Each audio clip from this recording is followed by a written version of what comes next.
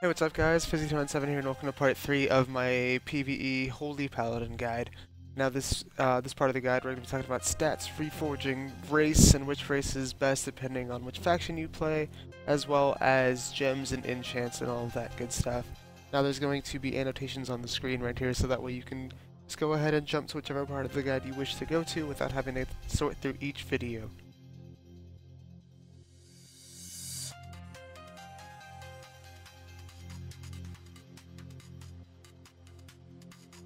Alright, now we're going to get into the stat priority for Holy Paladins as of 5.4. It's kind of been the same throughout all of the expansion. Some things got a little bit changed. First and foremost, Intellect is going to be your top stat priority. And I know it's going to be like, whoa, what about Spirit? Spirit does not affect your healing output and the amount you heal. Spirit increases your mana regen. That being said, Spirit is obviously going to take priority over Intellect if you don't have a whole lot to work with. Once you get around 15k though, maybe even less, it's basically whenever you are comfortable with the amount of Spirit you have and you're confident that you're not going to have to panic and run out of mana, is when you're going to want to focus on Intellect more. Like I said, totally depends on you and your playstyle. I'm at the point now where I can start dropping Spirit for Intellect. For example, I'm starting to gem instead of 80 Intellect and Spirit, I'm going with like 80 Intellect and 160 Mastery, just because I'm at that point where I don't need so much Spirit because I'm comfortable with my healing abilities, and you know, I'm just comfortable with my playstyle that I know I don't need as much Spirit as I have. Anyways, after Spirit and Intellect, it's going to be Mastery, and the reason that is because the more Mastery you have, the higher amount of healing that your bubble is going to, or the higher amount of damage your bubble is going to absorb from your healing, and that's great because the more you absorb is the less you actually have to heal. So obviously, it's going to save you mana, and it's just going to save your other healers' mana, and honestly, Mastery is great for Paladins. I love it so much, and I hope it stays around for a while. A thing to be noted about Mastery, however, is that it's only direct heals, so your ticks from Eternal Flame and AoE heals, such as the people getting healed by the target near Holy Radiance, are not going to get affected by it, and Light's Hammer is also not going to affect people standing in it. It's only going to affect people you heal with things like Flash of Light, Holy Shock, the Holy Radiance target, and Divine Light. After Mastery, it's going to be Haste. The reason being I'm picking Haste over Crit is because Haste is great for many reasons. Obviously, it's going to lower the cast speed on your healing abilities, and the faster you can cast is obviously fantastic, right? And then it's also going to affect the speed at which Eternal Flame ticks, which it's more healing. So like the more haste you have, it's going to tick faster, and it's just going to, you know, apply more heals because of it's affected by your haste, which is great. And it also lowers the cooldown on Holy Shock, which is more Holy Power, which equals more Eternal Flame, which just equals more healing. And last but not least, we have Crit. Honestly, I wouldn't recommend like stacking Crit or going like a Crit playstyle.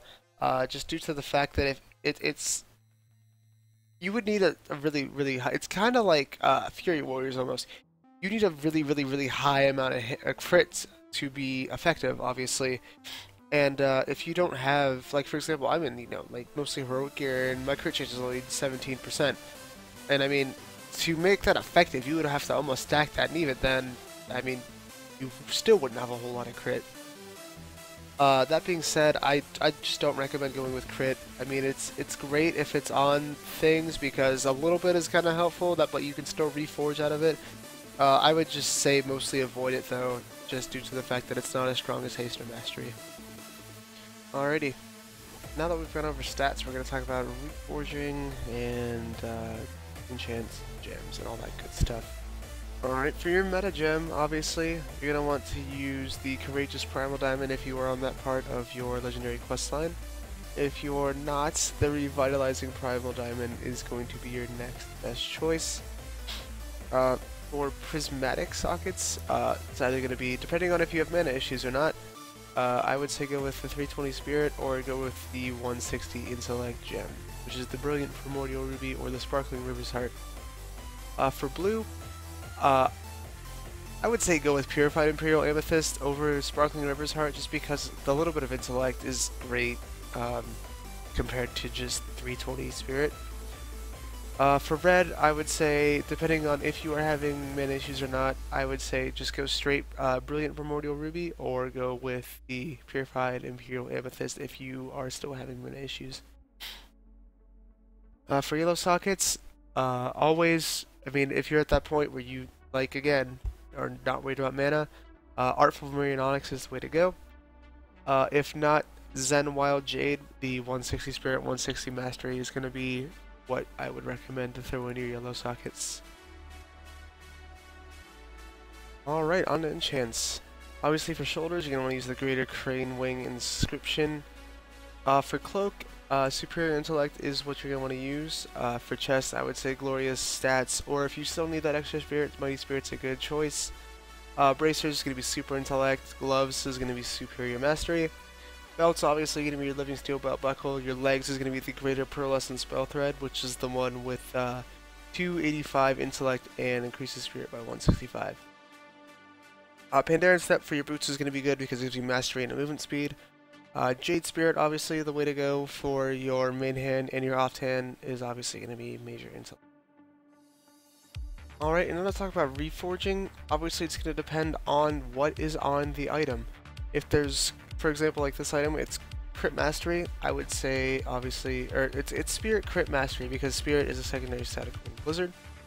I would say reforge out of the Crit and go into Mastery. For example, like this one just has straight if it has Mastery on it, I would leave it alone. If it has Crit, I would reforge into Mastery or Haste. It just completely depends on what's on the item. But you're just going to want to follow your stat priority, which is Mastery, Haste, Crit, and go from there. And if you still need additional help, Reforged Light's pretty good. Ask Mr. Robot's a really good tool to use as well. I will throw a link in the description to Ask Mr. Robot if you've never used it before. It's absolutely amazing and will tell you basically what gems to use and what enchants and all that good stuff. Alright, next thing I'm going to talk about are the races for Paladins. Obviously, if you're playing Horde, you have a choice between Tauren and Blood Elf. And honestly, I think Blood Elf is the stronger choice. That's not because I'm biased and that's my favorite race, but Arcane Torrent is obviously stronger than the Tauren passives, or sorry, the Tauren racials rather. Just because it's 2% of your mana, and I would rather have 2% more mana than just an AoE stun for half a second. Personally, I don't pick races with strong racials. I kind of just like to pick the race that I like, and if I'm playing Horde 90% of the time, it's going to be Blood Elf. But then again, that's totally an aesthetic thing and completely nothing to do with, you know, getting the highest damage output or the highest healing output or whatever. Obviously, I will tell you the strong choice for which race of Paladin would be, but I mean, personally, I like Blood Elves. They're cool. I mean, you get the cool Blood Knight set like I got going on here, and, you know, everybody has a really good time. And if you're going to be Alliance, Human's probably going to be the best choice just due to the fact that, well, A, the Trinket ability that they have, every man for himself, that gets you out of, you know, stuns and whatever is really strong. And then you have the increased Spirit, which is really, really helpful. Your other choice would be Dwarf and Draenei. Draenei's pretty good too, just due to the fact that you get another hot, however it's a 2-minute cooldown, which kind of sucks, but it puts a cool glyph on your face, which is awesome, right? Then again, I'm all about the aesthetics here. And dwarves just look cool. I mean, stone blood or whatever stone form is, it gets rid of like bleeds and whatever, but doesn't really benefit you for healing output, right? So obviously, if you're going to be Alliance, Human's your best choice. If you're going to be Horde, Blood Elf is your best choice. Alright guys, that's going to do it for this part of the guide. Remember to leave a like and share the video if you liked it. And remember to subscribe, as it does help the channel grow a bit. And if you have any questions, feel free to leave them in the comments and I will definitely get back to you on that. But that's going to do it for this part of the guide. and stay tuned for the rest of it.